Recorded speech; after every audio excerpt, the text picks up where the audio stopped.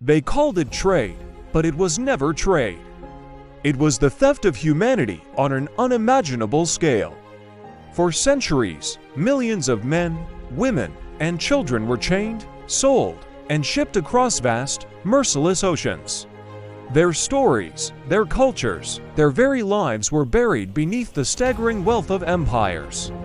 This is the hidden history of the slave trade, a story of power, profit, and the profound human cost that paid for it all. We must look back, not to assign blame, but to understand the foundations of the world we inhabit today. This is the human cost of power.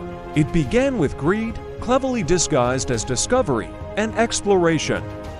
In the 15th century, as European explorers pushed their ships beyond the familiar shores, they were not just seeking new lands or knowledge. They were hunting for gold, for territory, and for a source of labor to exploit those new lands. It wasn't long before the first human cargo was forced onto wooden ships, marking the horrific beginning of the transatlantic slave trade. This wasn't a gradual shift, it was a calculated economic decision. The demand for labor on the burgeoning sugar plantations in the Atlantic islands created a market, and human beings became the commodity. European ports, once centers of commerce for spices and silks, soon became hubs for this brutal economy, where fortunes were built on the sale of African people. Old maps were redrawn, not just with new coastlines, but with routes of human suffering. A dark fog was settling over the ocean, one that would linger for centuries. The trade routes that emerged formed a ghastly, efficient triangle of suffering.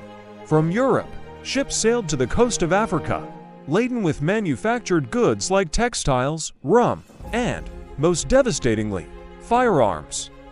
These were traded for captured Africans, who were then packed into the suffocating holds of slave ships for the treacherous journey across the Atlantic, known as the Middle Passage. Those who survived were sold in the Americas, forced to labor on plantations growing sugar, cotton, and tobacco. These raw materials were then shipped back to Europe, completing the triangle and filling the pockets of merchants, investors, and monarchs with unprecedented wealth. Every leg of this journey was soaked in blood and tears. For every ton of sugar that sweetened European tea, countless lives were shattered. While fortunes grew in cities like Liverpool, Bristol, and Nantes, an immeasurable toll of lives vanished beneath the waves, their cries swallowed by the indifferent ocean. This was the engine of global commerce, powered by human misery. It has a painful and complex truth that not all the blame for this tragedy lay beyond the African shore.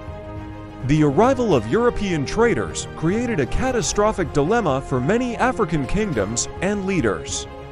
Faced with the sudden influx of powerful weapons and the looming threat of being colonized or captured themselves, some were drawn into the trade. Initially, they sold prisoners of war from rival states. But as the demand from European buyers grew insatiable, the system spiraled out of control. Leaders became trapped in a vicious cycle of coercion, fear, and desperation. To acquire the firearms needed to defend their own people, they often had to provide captives, which in turn fueled more conflict and raids. This internal warfare, instigated and armed by outsiders, tore the fabric of African societies apart. It was a strategy of divide and conquer, turning communities against one another and creating a steady supply of human beings to feed the ever-growing machine of the slave economy. The continent was being fractured from within, the Middle Passage. The name itself fails to capture the sheer horror of the journey. It was a voyage across the Atlantic that became a floating graveyard. Imagine being torn from your home, chained side by side with strangers in a space so cramped you couldn't stand, surrounded by darkness, disease, and despair. For weeks, sometimes months, this was their reality. They were shackled, starved, and subjected to unimaginable brutality. The air in the hold was thick with the stench of sickness and death. Disease ran rampant. Many chose to jump overboard rather than endure the torture, seeking freedom in a watery grave. The cruelty was systematic. It was designed to break their spirits before they even reached the auction blocks of the New World, It's estimated that for every 10 people forced onto these ships, as many as 2 did not survive the journey. For every life sold into bondage, another was lost to the sea, a silent testament to the absolute inhumanity of the trade. This was not transport, it was a prolonged act of terror. From London to Lisbon, Paris to Amsterdam, the grand capitals of Europe were rising on the backs of the enslaved. The wealth generated by slave labor was not a footnote in history. It was the engine that powered the rise of Western economies. The sugar in their bowls, the cotton for their textiles, the tobacco in their pipes, these were not just commodities. They were the products of immense human suffering, the fruits of a system built on blood and chains. This immense influx of capital funded the Industrial Revolution, built banks, financed universities, and erected the magnificent buildings that still stand today as symbols of imperial power.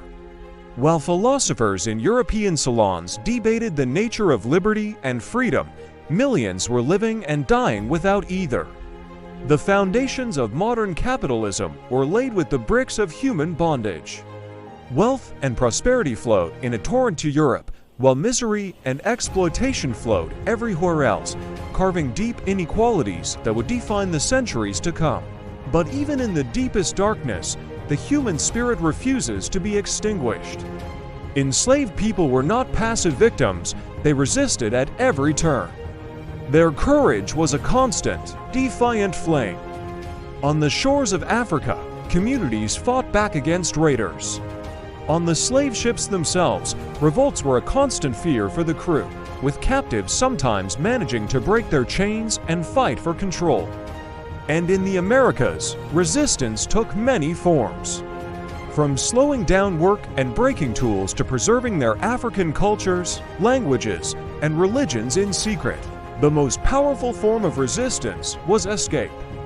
Thousands fled the plantations, forming secret communities of freedom known as maroon settlements, hidden deep in forests, swamps, and mountains. In these hidden sanctuaries, they rebuilt their lives, raised families, and fiercely defended their freedom, often waging guerrilla warfare against colonial forces. These acts of rebellion, big and small, were the first sparks of a revolution, a relentless fight for dignity that would eventually ignite the global movement for abolition. By the 19th century, the chorus of voices demanding an end to this barbaric trade grew too loud to ignore. Abolitionists in Europe and the Americas, many of them formerly enslaved people who shared their powerful testimonies, fought tirelessly through speeches, pamphlets, and political organizing. Slowly, painstakingly, the laws began to change. Nations began to outlaw the slave trade, and then, eventually, slavery itself. But the fall of the institution did not mean the end of its legacy. The chains were broken, but their shadows remained, long and dark. The economic imbalance between continents, the deep-seated racial divides, and the generational trauma inflicted upon millions of people did not simply disappear. The systems of power and exploitation that slavery had perfected endured, adapting and changing their names. Colonialism, segregation, and systemic discrimination became the new forms of oppression. The fight for true freedom, for equality and justice was far from over. The slave trade didn't just shape history, it built the world we live in today. Its legacy is etched into our economies, our societies, and our very identities. To truly understand the nature of power, we must have the courage to remember the pain it has caused. This is not just a story about the past. It's a living truth, a history that echoes in our present, urging us to confront injustice and to honor the resilience of all those who fought and continue to fight for a more just and equitable world. We must remember, so we never forget the human cost of power. Thank you for joining us on this journey into a difficult but essential part of our shared history. If this story moved you, please consider liking this video and subscribing to our channel for more deep dives into the stories that define our world. Stay curious and stay compassionate.